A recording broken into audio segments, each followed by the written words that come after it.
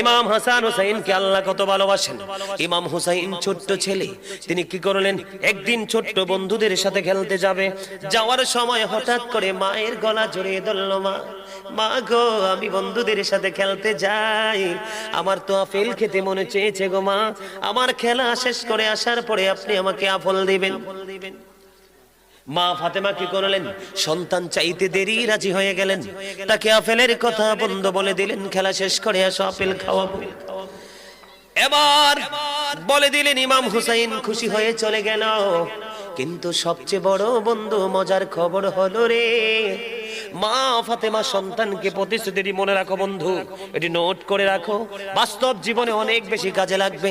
অনেক গবেষণার পরে বন্ধু এগুলো খুঁজে খুঁজে বের করেছি, অনেক কিতাব খুঁজে খুঁজে বন্ধু বের করেছি বন্ধু। মা ফাতেমা সন্তানকে কিন্তু প্রতিশ্রুতি দিয়ে দিয়েছে দিবে, কিন্তু ইমাম হুসাইন